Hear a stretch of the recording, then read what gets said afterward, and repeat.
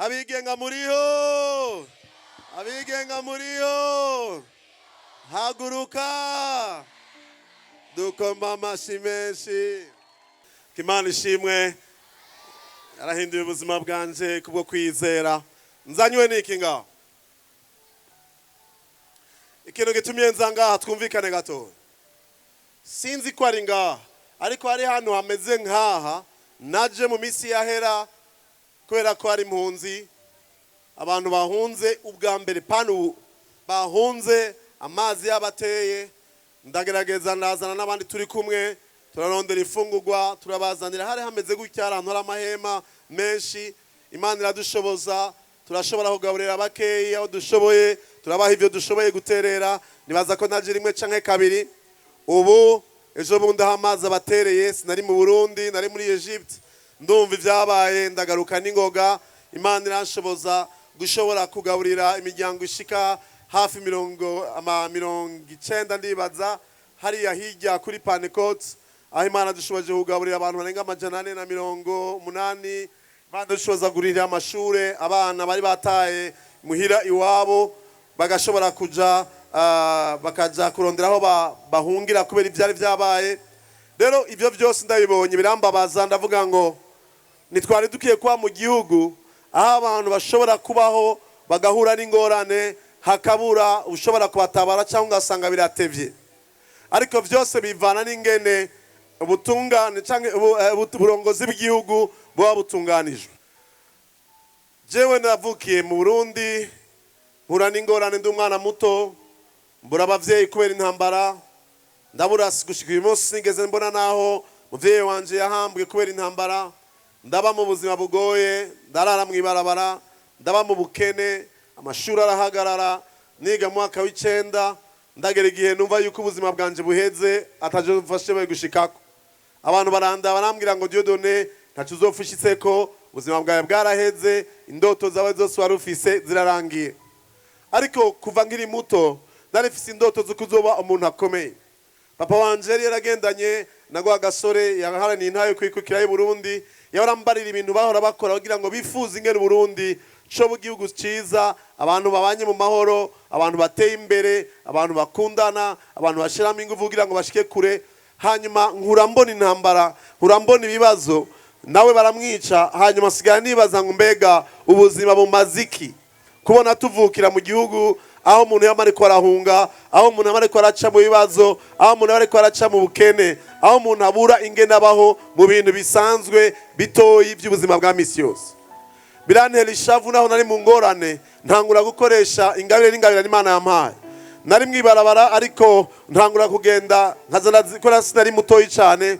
Ico gihe mu ntambara ngaye Bujumbura hari abana benshi bangara nkuko baba mwibarabara. Nkaza nafata batoyi nkagenda mu mahoteli, nkaraba imfungurwa basigaje mu restaurant, nkazishira mu masashe, nkazitwara kuri Place de l'Independance, nkagaburira abana 50, 100, 200. Nkagenda ahantu badanaza imikate mu boulangerie, nkatora imikate yamanyaguritse badadandaza nkayitwara, nkagenda kugaburira abana mwibarabara. Naje ntagira aho njyama, naje ntagira ico fungura. Ariko narifite ivyizigiro ku munsi umwe Imana izoshoboza ku muntu ashobora kugira icamariye kino gihugu. Naho vyari bigoye, naho ntari inzi ingene ejo bizoba bimeze, naho nagera ahantu abantu bakambira ko atazofashitseko, ariko nagumanye umutima wo kwifuza gufasha cyane cyane ko baraca mu ngorane.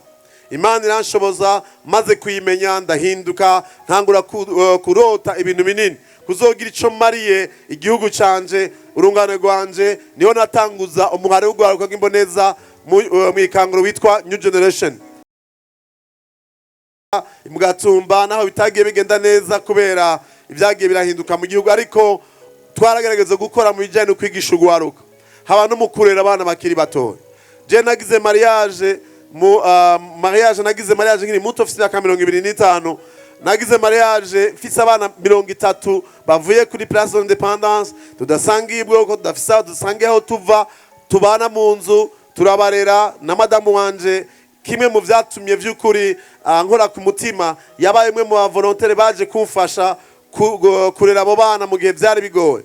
Hama turagira mariage, turubaka abo bana, turabarera. Uyu munsi barakuze, bateye imbere, basigaye bakorera igihugu, basigaye bakorera amashiramwe twatanguje. byose byaba ku mutima wo kwifuza ingene abantu babaho neza, ingene abantu babaho baroraniwe. Rero iyo uriko uraraba ubuzima tubamo ngaha muri bino bihugu, novuga ibintu bikeyi, urafata umwanya ukibaza mbega nibwo bugombe bw'Imana ku buzima bwacu?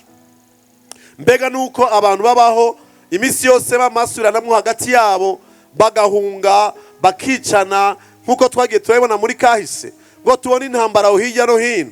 Mbega nibwo bugombe bw'Imana? Mbega abantu bose bazobikuriramwo, abana bacu bazobikuriramwo? Mbega ntituzokwigera tugira indoto yo gutera imbere? Namwe nibaza ivyo bibazo.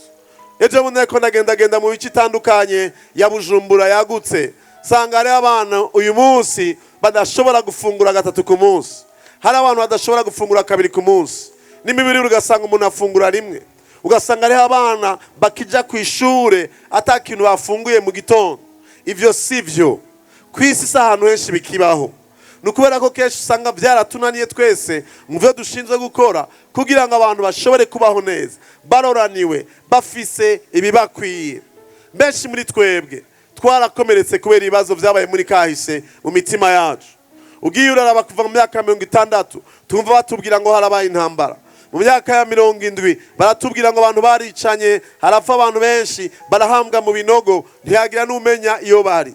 Mu myaka ya 93 n'indi yakurikiye abantu benshi barapfuye. Uyu munsi ugasanga hari abantu batanahamze abantu babo nka jewe n'abandi. Uyu munsi basibikomere mu mitima. Mu myaka iheze hagiye haraba intambara ziva ku bintu byinshi bitandukanye. Hagiye haraba intambara zagiye zirava ku bintu byinshi bitandukanye, bituma abantu benshi babaho badafise ivyizigiro. Jewe sinifuza ko abana navyaye, sinifuza ko abana uri kuravyaye, sinifuza ko abana bakiri bato bazobona ivyo nabonye, basubira gukurira mu buzima twakuriyemo, ariko yuko babaho bafise ivyizigiro, bakabaho bafise ubuzima bwiza.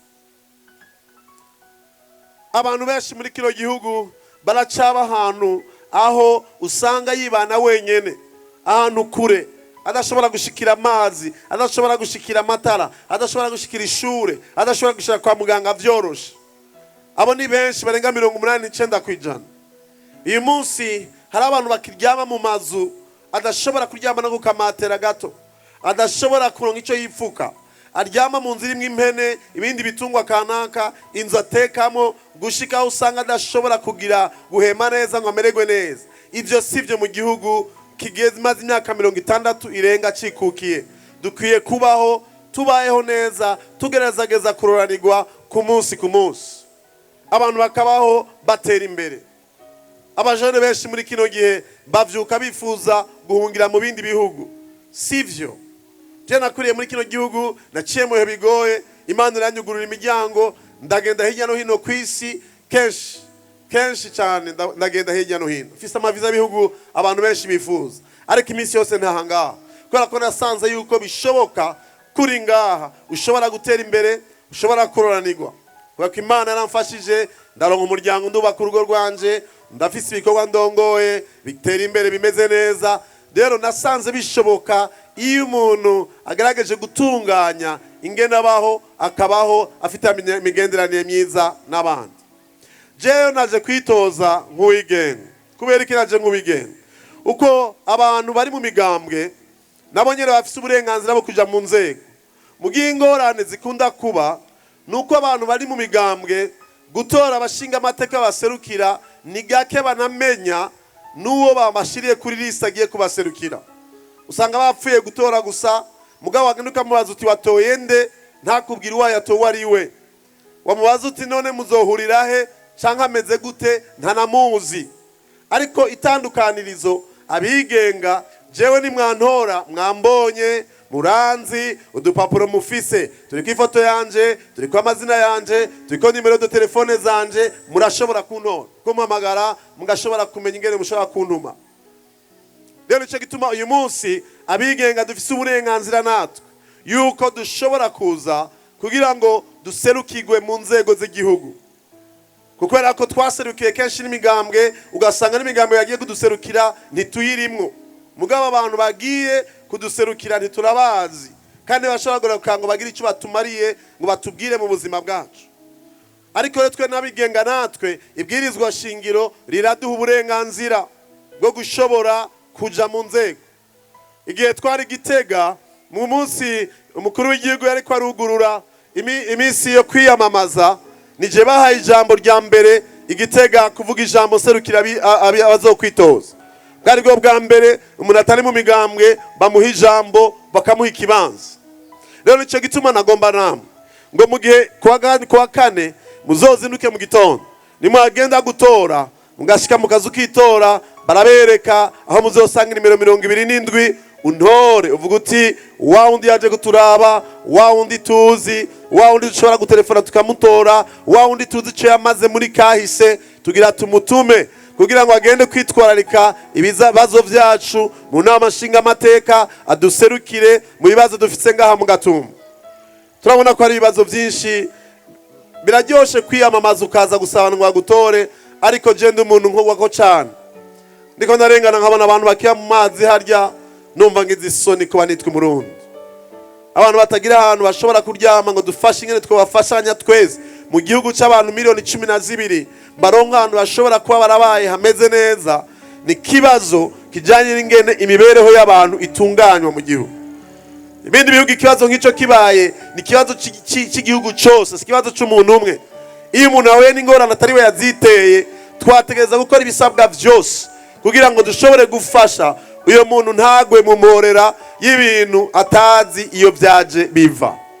Rero ivyo vyose bizokunda kubera iki? Kubera ko abantu bariko barafata ingingo ku buzima bw'igihugu, abashinzwe intwaro ari abantu tuzi, twitoreye, tuzi ico bamaze, bashobora kwitwararika ibijanye n'ubuzima bwacu bwa misi yose. Sigomba kubarambira ko nagomba ko imbere ko turangiza dusubira kwakira bifesa akaza gafata umwanya wo kubateramisha, ariko imbere yaho nagomba ndabasabe mutahure ko kino gihugu gifise uburyo bwinshi bwo gushobora gutuma wewe nanje dutera imbere, tukaroranirwa mu buzima bwacu, tukabaho neza. Ariko vyose bivana n'abariko barafata ingingo yuko bari muri ico kibanza cyo kugira umwitwarariko kugira ngo twese tubeho neza. Simvuze ngo abahari uyu munsi bariko barabikora baragerageza ivyo bashoboye, ariko hari bitaragenda neza. Reka twese duterere, reka twese tugira ico dufashije. Ego niko barabikomantaje biragoye, jewe kugira ngo nshobore gutogwa bizosaba amajwi 40% y'abantu bose batoye Bujumbura. Ariko abantu mu migambwe bajya mubona bambaye ibipira mu migambwe babasaba amajwi 2 gusa kwijana. Murumva aho karenganye niyo kari mu mategeko, ariko ndavyizeye ko hamwe namwe nitwafatanya na 50% tuzoyashikira muri aya matora. Mwikomera amashi.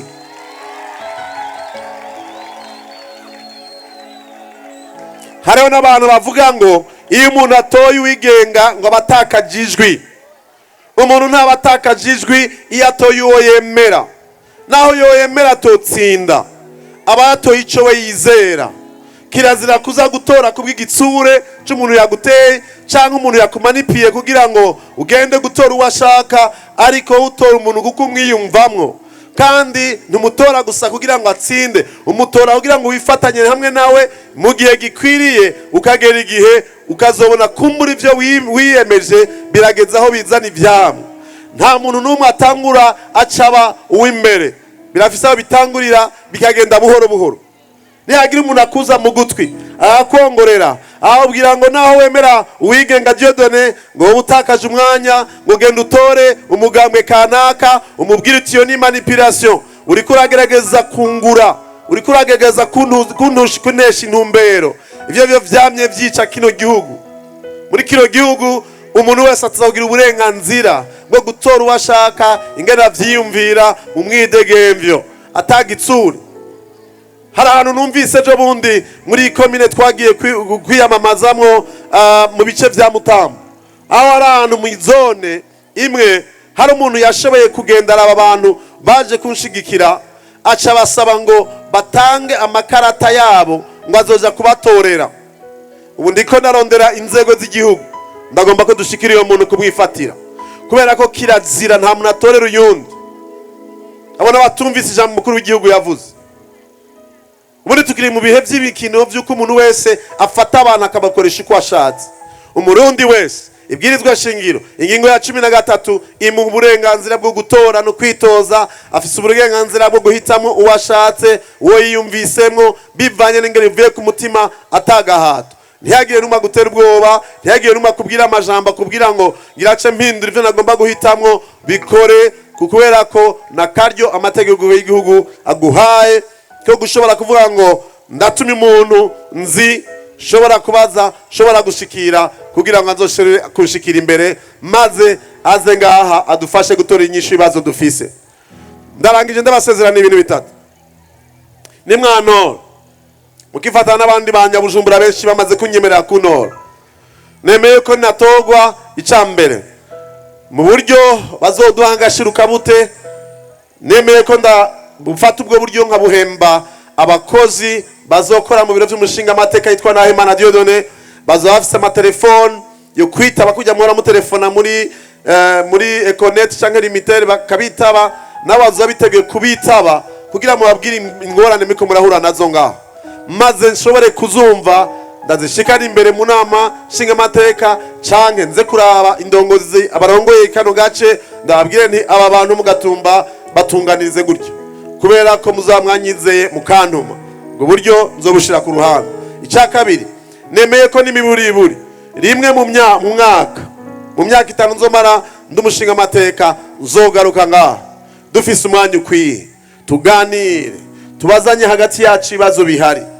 Ejo bundi nagiye gushira abantu bari muri ya kambi y'impunzi batarabatwara hari ya ruguru ifungo, ndaba barasanga hari umumama mu gihe hari ibintu byo kubyabaye abantu bararasa abantu ngaha. Ejo bundi atari kera yarabuze umugabo, abura umugabo wiwe, hanyuma yaba hari hafi y'amazi mu kazu yasize amwubakiye mu kanya gatoyi, uruze amatanganyikira duga iraruhitana, isanga ari hajya afise abana ajyamye ahantu hasi wenyene atagira inzu yo kubamo. Birambabaza navuga nti twari dushoboye kubikora, nuko nasubiye kumuraba nsanga baramutwaye ari ya ruguru aho babimuriye, ariko nacari ko ndarondera kugira ngo turabice umushobora kumukorera.